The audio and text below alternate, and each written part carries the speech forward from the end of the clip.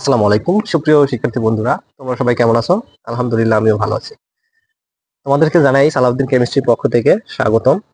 আজকে আমি আলোচনা করব এসএসসি কেমিস্ট্রি থার্ড চ্যাপ্টার মৌল পর্যাবৃত্ত ধর্ম ও রাসায়নিক বন্ধন চ্যাপ্টারটির একটি কোশ্চেন নিয়ে। যে কোশ্চেনটা হচ্ছে যে লিথিয়াম আয়ন কেন পানিতে অদ্রবণীয়।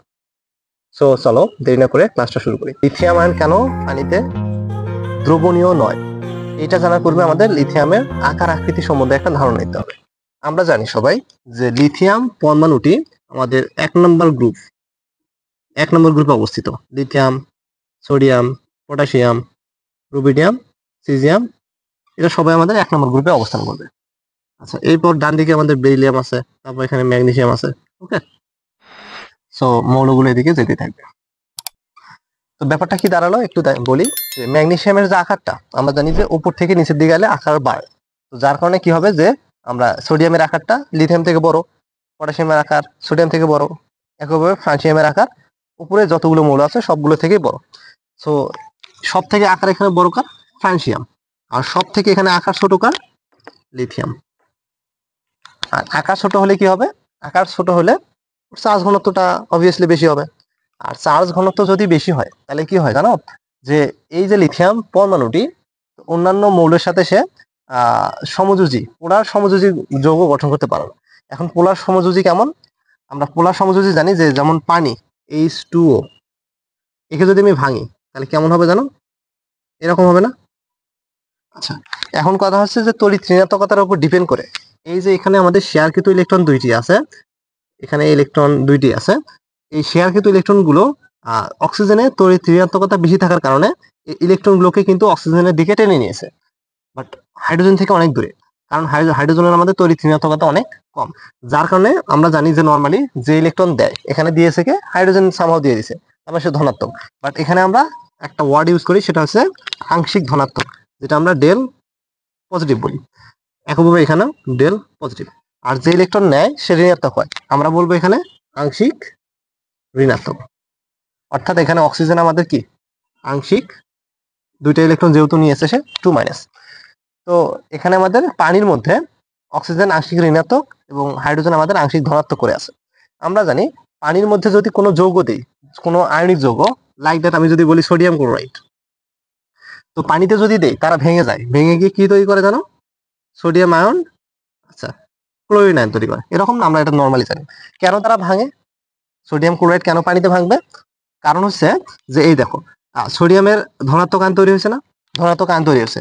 এই ধনাত্মক আয়ন আমাদের ঋণাত্মক আয়নের সাথে আকৃষ্ট হবে, এই যে তোমার অক্সিজেনের আংশিক ঋণাত্মক পার্টের সাথে আকৃষ্ট হবে।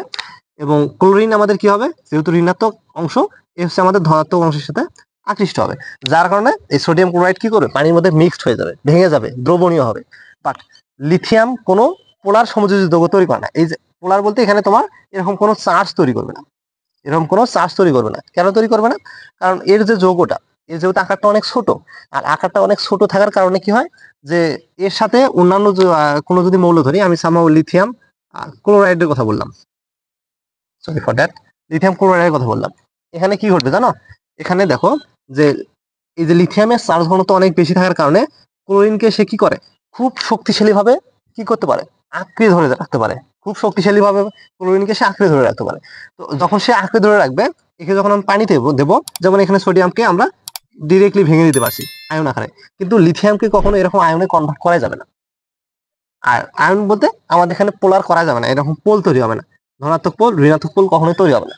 আর যদি পোল না তৈরি হয় তাহলে এভাবে কাউকে সে আকর্ষণ করতে পারবে? পানির যে ঋণাত্মক আয়ন আছে তাকে আকৃষ্ট করতে পারবে? ধনাত্মক আয়নকে আকৃষ্ট করতে পারবে? অবভিয়াসলি না। আর যদি আকৃষ্ট নাই করতে পারে তাহলে সে এই লিথিয়াম ক্লোরাইড যে যৌগটা বললাম আমি, সে কি দ্রবীভূত হবে? অবভিয়াসলি কিন্তু না। এই কারণে কিন্তু যেহেতু লিথিয়াম কোনো পোল তৈরি করতে পারে না, সো এই কিন্তু পানিতে আমাদের দ্রবণীয় হবে না। তবে হ্যাঁ, দ্রবণীয় হবে। কোথায় দ্রবণীয় হবে? পানির মধ্যে না, সে জৈব কোনো দ্রাবকের মধ্যে দ্রবীভূত হতে পারবে। তো জৈব দ্রাবক কোনগুলো? যেমন অ্যালকোহল, এসিটন। এই জিনিসগুলো কিন্তু আমাদের জৈব দ্রাবক, বুঝছো? এই জিনিসগুলো আমাদের জৈব দ্রাবক। তাহলে আমাদের হচ্ছে ব্যাপারটা কি দাঁড়ালো? যে এখানে দেখো যে লিথিয়াম আয়নের আকারটা ছোট হয়, চার্জ ঘনত্ব বেশি। চার্জ ঘনত্ব বেশি হয়, পোলার সমযোজী যৌগ গঠন করে না, সত্য। এবং পোলার যৌগ না থাকার কারণে পানির পোলার অংশের সাথে বিশ্লেষিত হতেও পারে না। এই যে পানির যে পোলার অংশ আছে না, এই পোলার অংশের সাথে সে বিশ্লেষিত হতে পারে না। তাই লিথিয়াম আয়ন পানিতে অদ্রবণীয়। কিন্তু